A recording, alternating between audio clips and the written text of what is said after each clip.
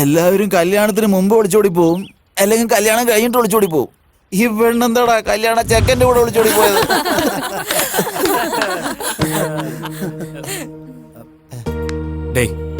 ജേണിയിൽ നമ്മുടെ കൂടെ ട്രാവൽ ചെയ്യുന്നവര് ലൈഫ് ലോങ് നമ്മളുടെ കൂടെ ട്രാവൽ ചെയ്യില്ലടാ. അത് വിട്ടുകളയടാ, ഞാൻ പറയുന്ന കേക്ക്. നീ ആദ്യം ഒന്ന് അടിക്ക്, പിന്നെ നീ കൂളായി കോളൂടാ. മറക്കടാ. മറക്കുന്നൊക്കെ പറഞ്ഞ് എന്തിനാണ് അതെന്നെ ഓർമ്മിപ്പിക്കുന്നത്?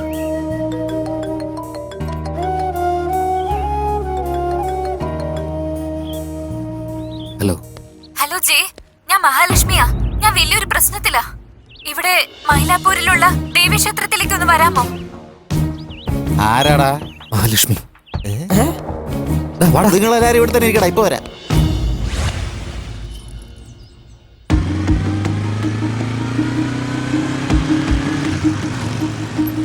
മച്ചാ നിർത്തടാ, ഇത് അവൻ തന്നെയാടാ. നീ ഞങ്ങൾ എത്ര സ്കെച്ച് ഇട്ടതാ, എത്ര പ്ലാൻ ഇട്ടതാന്നറിയോടാ. നീ ഞങ്ങളെ പെണ്ണിനെ അടിച്ചോണ്ട് പോയി. അടിച്ചു കൊണ്ടുവന്നു പോരാ ആ പെണ്ണിന് വീണ്ടും നീ പ്രോബ്ലം. അദ്ദേഹം എന്നെ കൊണ്ടുവന്നല്ല, ഞാൻ അദ്ദേഹത്തെ കൊണ്ടുവന്നേ. പെണ്ണ് വിളിച്ചോണ്ടുവന്നാ നീ അപ്പൊ തന്നെ കൂടെ നിക്കടാ. അല്ല ശരിക്കും എന്നാ സംഭവിച്ചേ?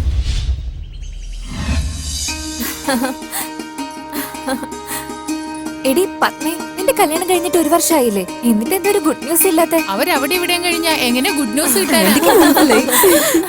മഹാലക്ഷ്മി, എനിക്ക് നിങ്ങളോട് പേഴ്സണൽ ആയിട്ടൊന്ന് സംസാരിക്കാം. പയ്യൻ ഭയങ്കര സ്ലോ ആണെന്ന് വിചാരിച്ച, ഫാസ്റ്റ് ആണല്ലോ. വാ വാ, നമുക്ക് പോകാം, അവര് തമ്മിൽ സംസാരിക്കട്ടെ.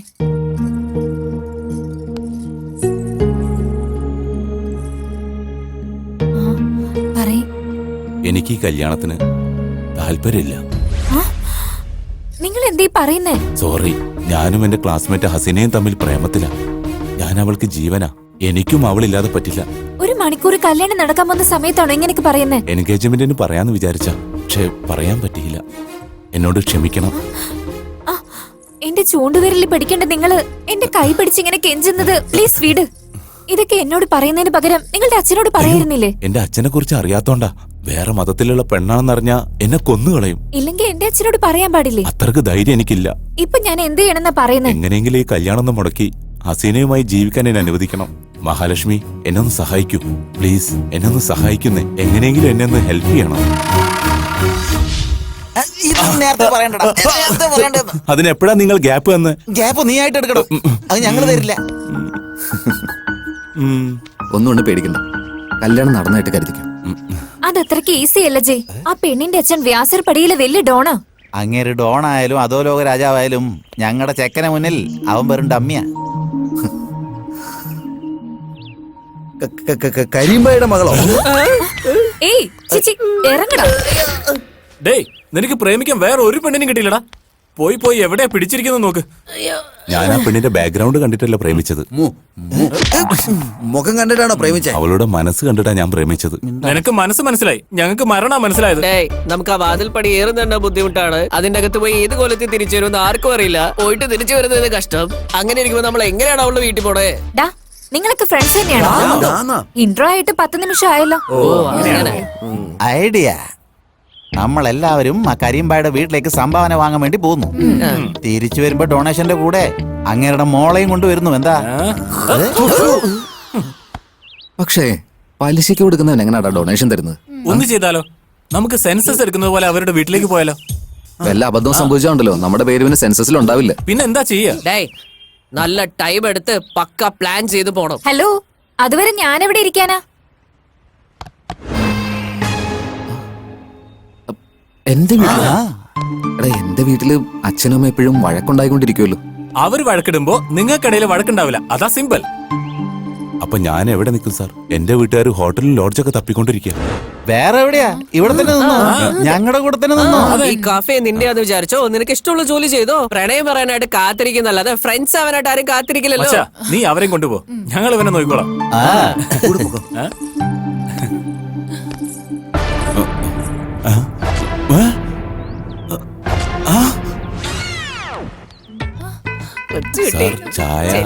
ഇന്നൊരു പ്രാവശ്യം ടീ എന്ന് പറഞ്ഞു വന്നാ നിന്റെ ടീഷർട്ട് കീറി കളിഞ്ഞാ പോണം. Sir coffee. നീ തന്നെ കുടിച്ചാ? കോഫി നിന്നോട് കുടിക്കാനല്ലേ പറഞ്ഞേ? സാർ ബൂസ്റ്റ് ബിസിയാനിക്കട കണ്ടില്ലേ അപ്പഴാ ബൂസ്റ്റ് കോഫി ഇറങ്ങിപ്പോടാ എനർജി കിട്ടാൻ ഇറങ്ങിപ്പോടാ. നിന്നോട് വേണ്ടതല്ലേ പറഞ്ഞേ? വീണ്ടും സാർ സാർ സാർ ഹോർലിക്സ്.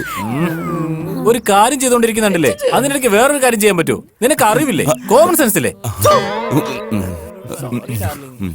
എടാ ടീ തരില്ലേ നീ? തരാം സാർ. ഇവിടെ വെക്കടാ. എന്റെ പ്രണയം വെച്ച് ബ്ലാക്ക് മെയിൽ ചെയ്ത് എത്ര കഷ്ടപ്പെടുത്തി ഇവന്മാര്. വേറെ ഡ്രസ്സൊന്നും ഇല്ല അല്ലേ? ഞാനെന്താ പിക്നിക്കിനാണോ വന്നേ? ഡ്രസ് എടുത്തോണ്ട് വരാൻ ഓടി വന്നതല്ലേ?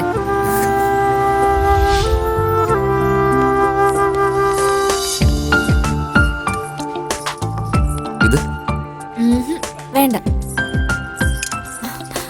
ഇതെങ്ങനെയുണ്ട്? നന്നായിട്ടില്ലേ? പക്ഷേ ഇഷ്ടപ്പെടേണ്ട എനിക്കോ തനിക്കോ അല്ല, എന്റെ അച്ഛനും അമ്മയ്ക്കോ. അമ്മയ്ക്ക് എങ്ങനെയാണെങ്കിലും ഇഷ്ടാവുക? Modern dress. നിന്റെ അച്ഛന്? ട്രഡീഷണൽ. ഉം. ഉം. അവിടെ പോയി നോക്കട്ടെ.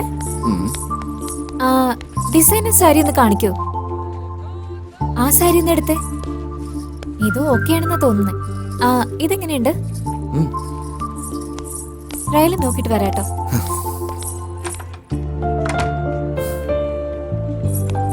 ജയ് നന്നായിട്ടുണ്ടോ? ജയ് ഇതെങ്ങനെയുണ്ട്? ജയ് ഇതെങ്ങനെയുണ്ട്? ജയ് ജയ് നിന്റെ അമ്മ അച്ഛനെ വീഴ്ത്തണമെന്ന് പറഞ്ഞിട്ട് നീ വീണുപോയോ? ആ? അങ്ങനൊന്നുമില്ല. ആക്ച്വലി ഞാൻ നിന്റെ ഫീലിങ്സ് എനിക്ക് നന്നായിട്ട് അറിയാം. വില്ലിനെ പറ്റിയല്ലേ? നിന്റെ എക്സ് ഗേൾ ഫ്രണ്ട്സ് ചെയ്ത പോലൊന്നും ഞാൻ ചെയ്യില്ല. ഞാൻ നാട്ടിൽ പോയിട്ട് നിന്റെ മുഴുവൻ കാശും തന്നേക്കാം. ഈ മഹാലക്ഷ്മിയെ വിശ്വസിക്കുന്നവര് മനസ്സമാധാനത്തോടെ ഇരിക്കും. വാ പോവാ.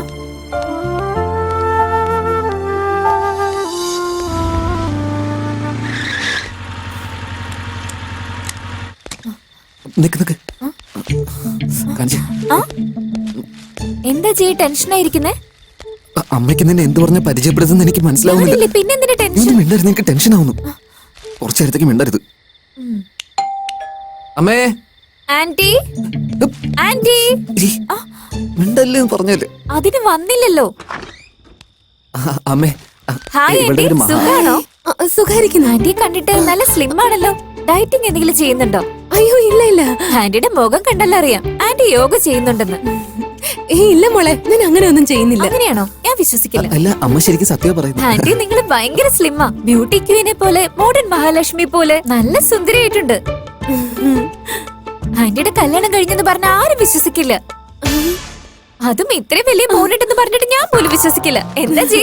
വിശ്വസിക്കാതെ പറ്റല്ലോ, എന്റെ അമ്മയാണല്ലോ മുമ്പിലേക്ക്. ഈ പെണ്ണ് ആരാടാ? അയ്യോ ആന്റി, ഞാൻ ആരാണെന്ന് അറിയില്ലേ? നീ തന്നെ പറയൂ ജയ്. എല്ലാം നീ തന്നെ പറഞ്ഞിട്ട് ഇത് മാത്രം എന്നോട് പറയാൻ പറയുന്നത് എന്തിനാ? അമ്മേ എന്റെ പേര് മഹാലക്ഷ്മി. ഏതാടാ പെണ്ണ്? അച്ഛാ എന്റെ ഫ്രണ്ട് മഹേശ്വരൻ ഉണ്ടല്ലോ, അവൻ പെട്ടെന്ന് വീട് ഷിഫ്റ്റ് ആയിരുന്നേ. ഇത് അവന്റെ അനിയത്തിയെ ഒരു എക്സാം എഴുതാൻ വേണ്ടി ഇവിടെ വന്നിരിക്കുക. മഹേഷോ? അവൻ ഏതാടാ പെങ്ങള്?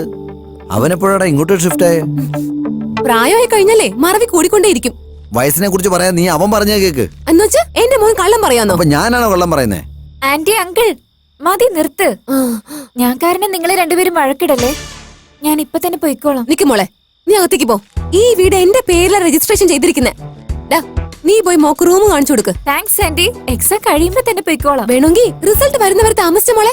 മോളോട് ആരാ പോവാൻ പറയുന്നത് ഞാനും നോക്കട്ടെ. ഈ വീട്ടിൽ എന്നാ എന്റെ വാക്കിനൊരു വില കൽപ്പിച്ചേക്കുന്നേ? ഏത് കഷ്ടകാല സമയത്താ ഞാൻ നിന്നെ കെട്ടിയത്? എന്നെ ചുമ്മാ ഇങ്ങോട്ട് കെട്ടിക്കൊണ്ട് വന്നല്ലോ. 30 ലക്ഷം രൂപ കിട്ടിയില്ലേ? വാങ്ങിയിട്ടുണ്ടെങ്കിൽ അതെല്ലാം വീടാക്കി നിന്റെ പേര് തന്നെ എഴുതി തന്നിട്ടുണ്ട്. ആ എന്റെ പേരിൽ എഴുതി തന്നേ. എന്റെ പണം വാങ്ങി എനിക്ക് എഴുതി തന്നു.